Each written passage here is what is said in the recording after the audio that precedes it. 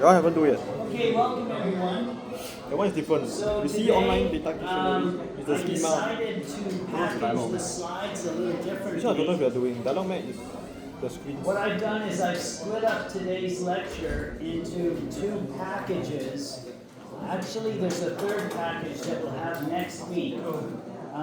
But for this week, we'll have two packages. And the first one is on modeling.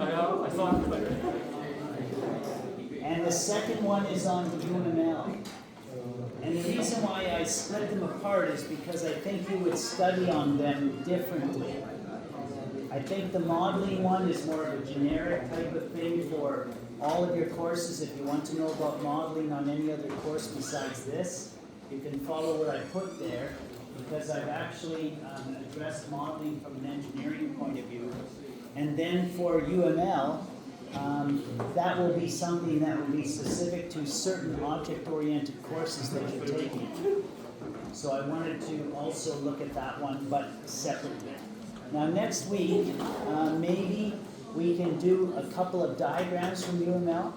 So the class diagram I think is useful, and you guys can actually pick which diagrams you want me to go through.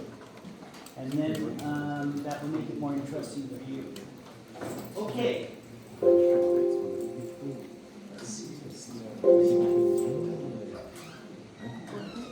So today's agenda, we're going to do, for the first package, we're going to do two videos.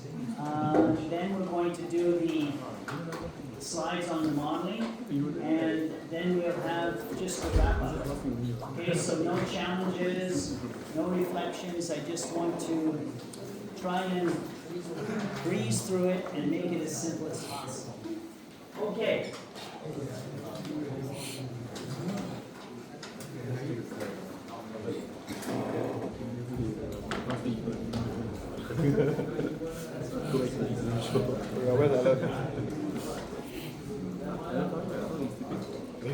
He did join the Zoom meeting. Yeah, because he yesterday do the SRE to do no less. No? So you do valid no less. No, we OT do one. So I wake up today then. Okay, are we ready? Oh.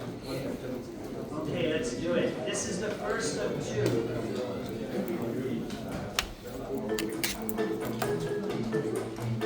What is a model? I think you can ask a million people and you get a million different answers. A model is an abstraction. For me, the model is generally used for prediction. It's a way to understand and learn about the systems we're designing. What are the operational scenarios? What are my use cases? How the system is going to function, how it's going to react in different environments. Like the saying that George Fox used, that all models are wrong, but some are useful. Not bad. We use an incredible number of models in engineering today. From circuitry models to structural models to financial information. Now it's easy to think about these models as sophisticated and accurate representations. But the reality is, all models have flaws. We need to understand carefully what are the environments in which they should and can be used, and what are the environments in which they cannot be used. A model is only really useful if it enables your stakeholders to answer the questions that they really need answering. So a really good model will enable you to output the right data in the right format and is easily interpreted. For companies engaged in the development of complex systems, modeling is a necessity. They allow us to forecast what is the system going to look like before it's actually built and tested. During this course, Models in Engineering, we're going to be teaching you how to evaluate the credibility and the fidelity of existing models. And we're going to be giving you a taxonomy to help you understand what kinds of models are most useful in which environments. How do we develop them? How do we validate them? How do we use models as part of the bigger design process? You have to use a very robust modeling and sim capability to really say, yes, that system is going to work when presented in a real environment.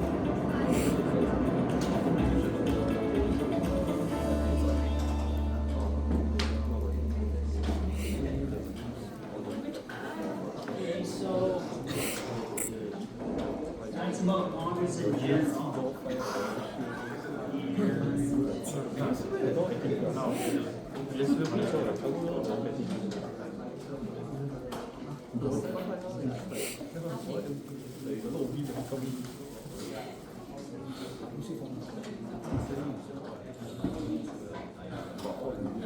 Okay, this next one is going to talk about models and simulation. Simulation is very close to the models, and in fact, what could you call, what's another name for simulation in our speak?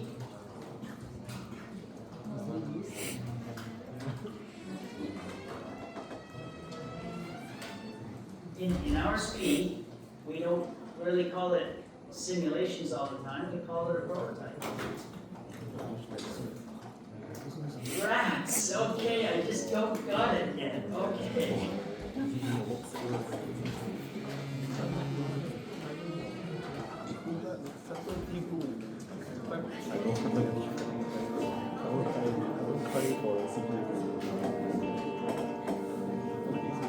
Imagine living in a world that doesn't yet exist. In this world, you are the creator, and the only limit to creation is your imagination. Similarly, in engineering, models and simulations are made through the engineer's imagination and design that is created. They create models and simulations to bring their design to life before they are produced.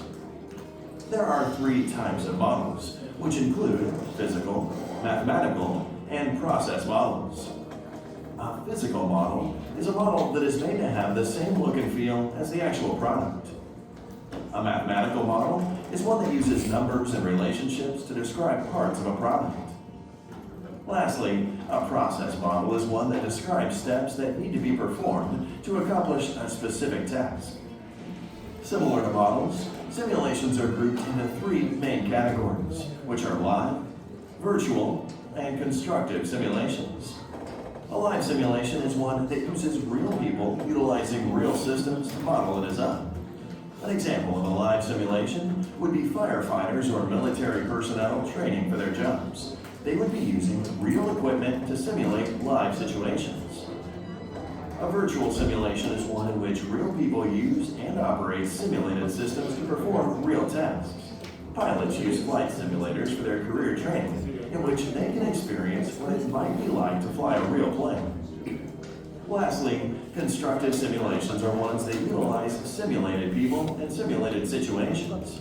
These simulations are created by real people and can show us what may happen in live and real situations.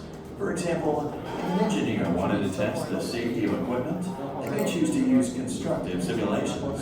This would allow testing to take place on the equipment and fixes to be made before the equipment is produced. It would also keep people safe.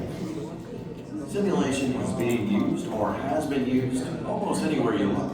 It allows product designs and real-life situations to be tested and improved, keeps costs down on product design and implementation, and keeps people safe. From the designs of airplanes, video games, and cars, modeling and design is used in a wide variety of fields. No matter what your interest, there is a place in the design world for you.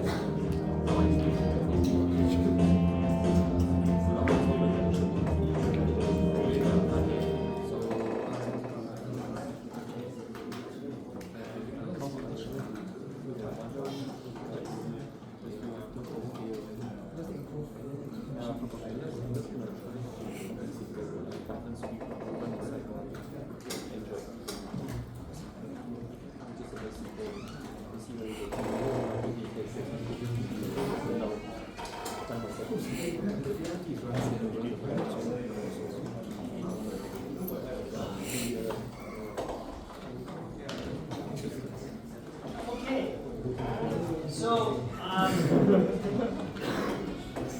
what I want to do is go through what models are all about, what can we do as engineers with the models, and generally trying to set up the next topic, which would be UML, which is our domain's modeling language.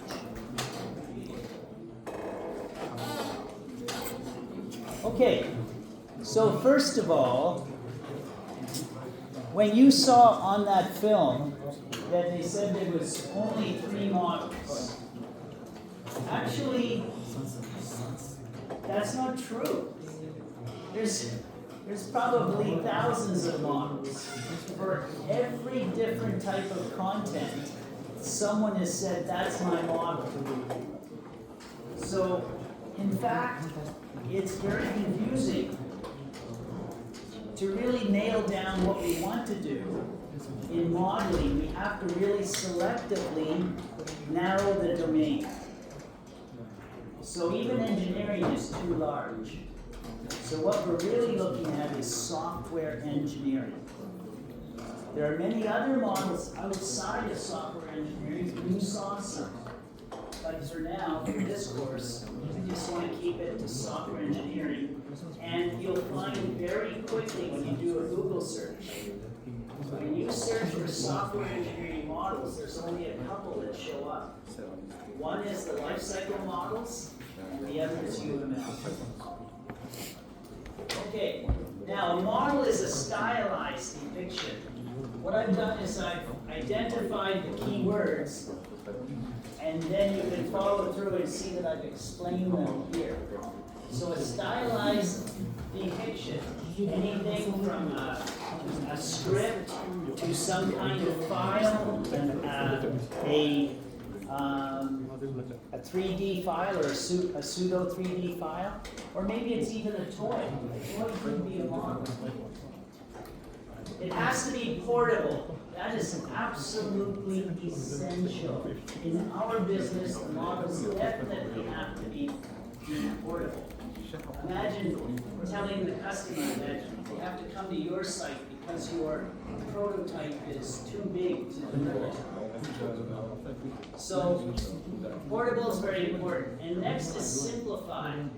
But you have to remember that when you simplify something, you take out details. Those details you may need. So when you simplify, that's why there was that saying by George Fox, every model is inherently flawed because details were taken out and it was simplified. So that's where that comes from.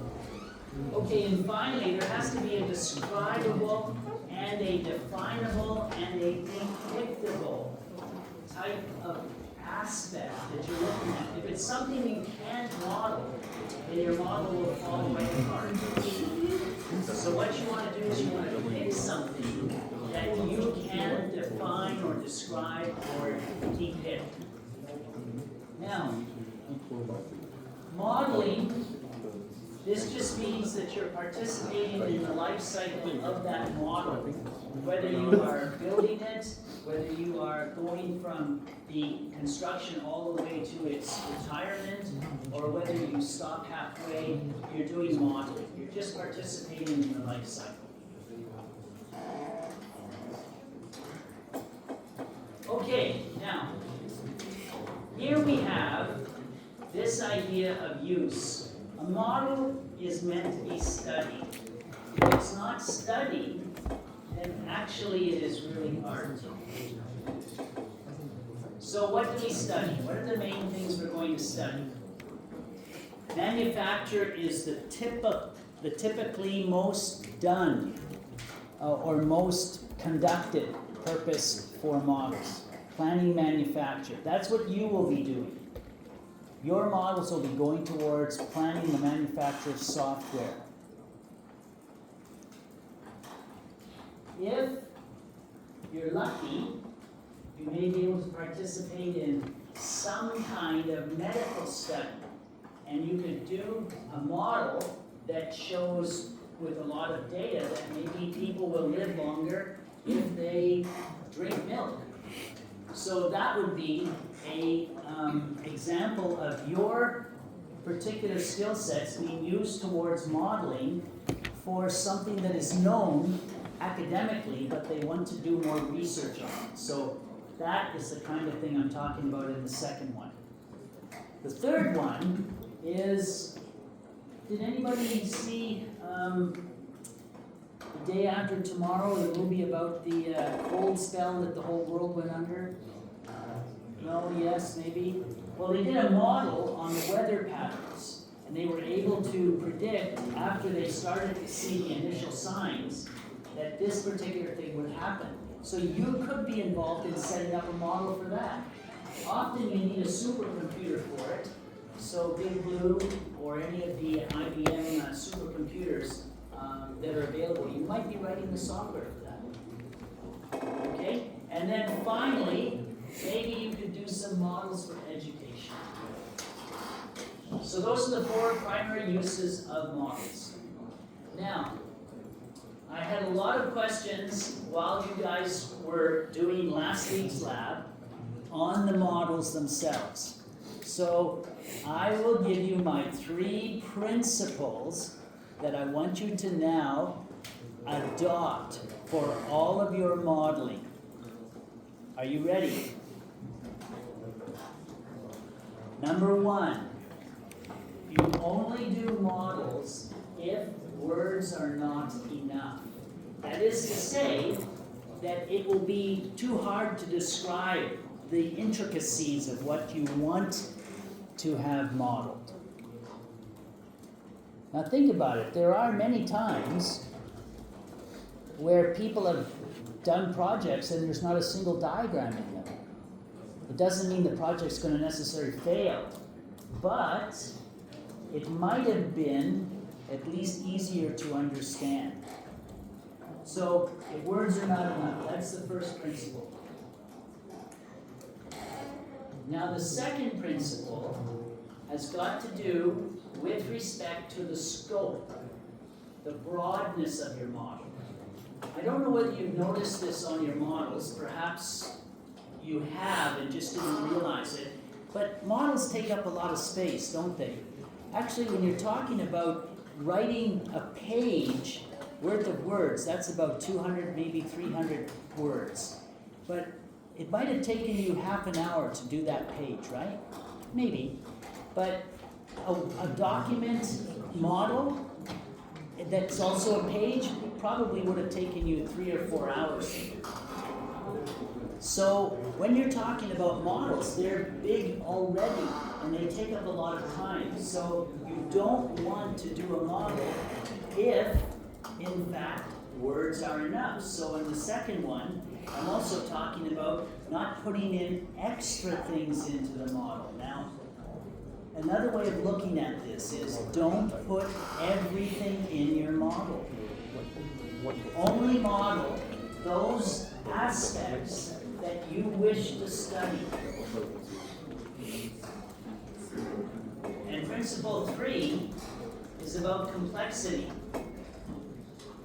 Don't make your model complex for just the sake of the complexity. As you know, a picture is worth 1,000 words. So if you already have 1,000 words crammed into this picture, why would you want to put more and more detail in there? It's not really necessary. So both for the idea of cramming everything into your model and then also building the complexity, both those two things are just making bad situations worse. Okay, so try and live by these 3 principles. If you can do it by words, fine. Don't put in extra stuff if you don't need to, and don't put in more complexity if you need to. And if you follow those rules, your models will turn out pretty good. Okay. Now, it took me a little while to come up with this, but I